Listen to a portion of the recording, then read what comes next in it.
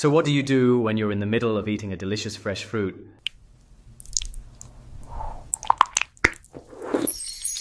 and you notice something move?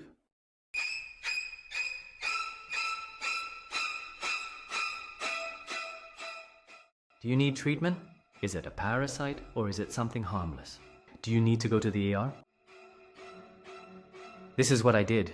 Find out what the right thing to do without breaking a sweat. Let's ask AI.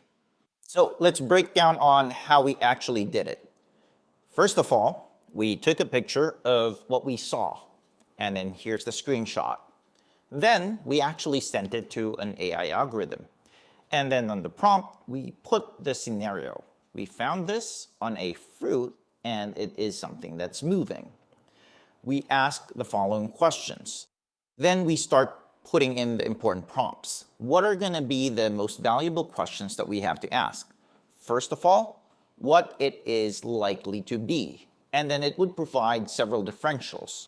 Several differentials provided by AI include undeveloped seed cluster or placental tissue, and this is harmless, plant fiber or vascular strand.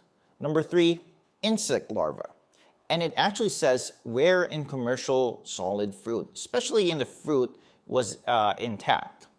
Larvae are usually more translucent, segmented, or mobile when fresh. And the more important aspect of this is you actually mentioned that it does move, so it's more likely to be a larvae.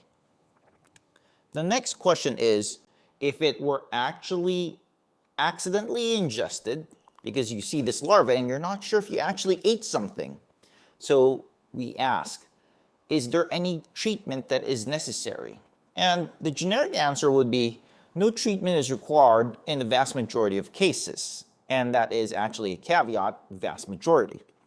Gastric acid destroys plant material and most insect larvae, so that's actually comforting to hear. And at most, someone might experience mild nausea or psychological discomfort.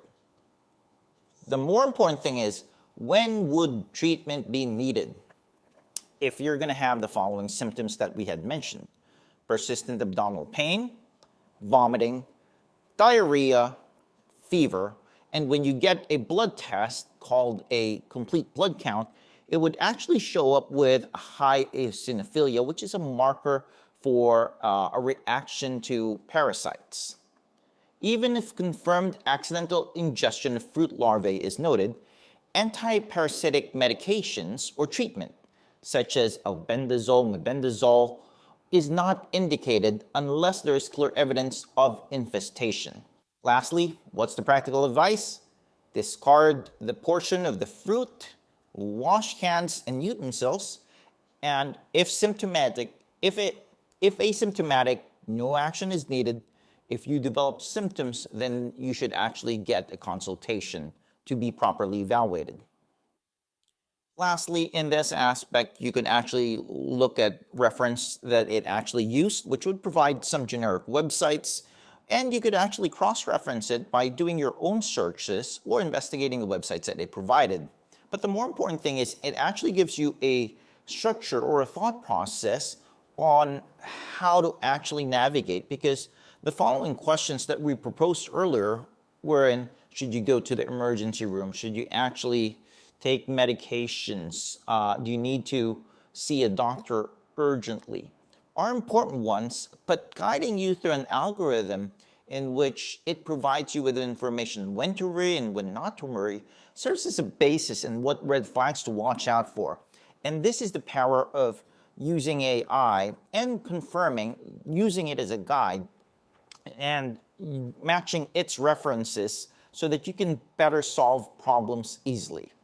If you guys liked the video, please click the like and subscribe. Type in the comments, where do you use AI in healthcare or in your everyday life? And if you guys have any questions, type it there as well and check out our other videos. And I'll see you guys next time.